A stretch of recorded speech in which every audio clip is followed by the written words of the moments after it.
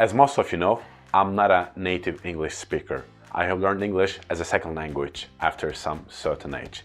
And today I'm going to speak about that, how I learned English on a fluent level. The how part was easy. First, I'll start with that. When I was a child, right now I'm 33, so I started learning English around 7, 8 in the primary school, in the 5th grade of the primary school. So I remember not understanding any of the words. And I was a computer game enthusiast. I still like playing video games to this day. And I also remembered all the games were in English. So there was this language that I couldn't understand, and I wanted to understand it because I had to understand this language to be able to be successful in the game. So game started as a very important motivation factor for me because I also had to actively engage myself in the game. I had to learn these words such as attack, defense, army, catapult, rocket, all these. And of course, while playing the games, I started carrying a big dictionary with me, since back then we didn't have those smartphones. So dictionary and writing down the words that I just saw and writing their meanings and explanations and some example sentences helped me a lot. I read books that I didn't understand half of it. Again, with my beloved dictionary, I kept on reading them, and day by day it got easier and easier. I remember my uncle who lives in the United States bringing us these huge VHS cassettes, Dr. Seuss and all that, these educational English cassettes, and I remember watching them with enthusiasm because it wasn't only about learning English for me there, it was also about being international, doing something that I didn't have in my hometown, Turkey.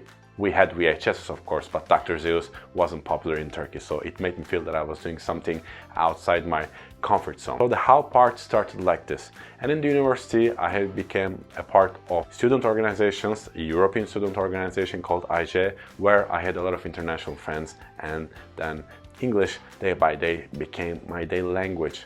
And then I moved to Belgium at the end of my university tenure, where I lived 4 years, where I used English as a daily language.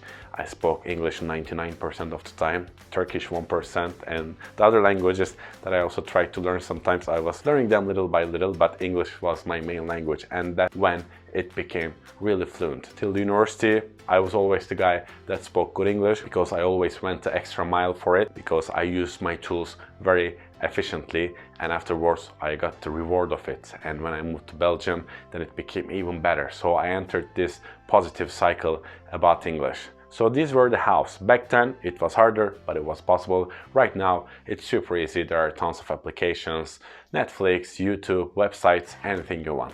And that's also a problem because now there are too many options to choose from, right? I will make another video about that as well. My recommendations on channels or platforms to learn English. But here I want to finish by saying this. Apart from the how part, which is right now very easy, the why part was the most important one for me. Simon Sinek, a very famous speaker, talks about the golden circle, where he says a lot of people, when they want to do something, start something, they start with answering the question, what? In this case, what do I want to do? I want to learn English. But the correct question to start with should be why? Why do I want to learn English? Remember I told you about these computer games? It helped me find my why. I didn't understand these games, right? And in the beginning I said, I have to learn English to understand these games. And then it evolved into something much bigger. It evolved into, there's this language called English that's all around the world. When I travel, I see it. When I watch something, I see it. When I play a game, I see it. When I read a book, I see it. So if I do not learn this language, I will be cut off from the rest of the world. So I have to learn this language, and this was a very, very important why for me. My why was to connect with the rest of the world and to become a world citizen. With this why, I could easily find my house, and I created this inner motivation that nobody could stop me from improving my English.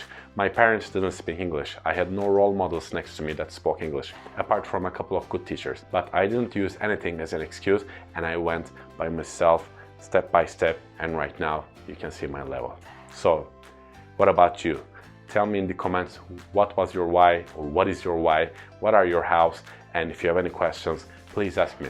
You can also write me personally on social media. Perçenimrek, you can find me on Instagram and LinkedIn. English increased the quality of my life massively, and I want to help other people increase their quality of life by improving their English as well. Thank you very much, and I'll see you in another video. Bye bye.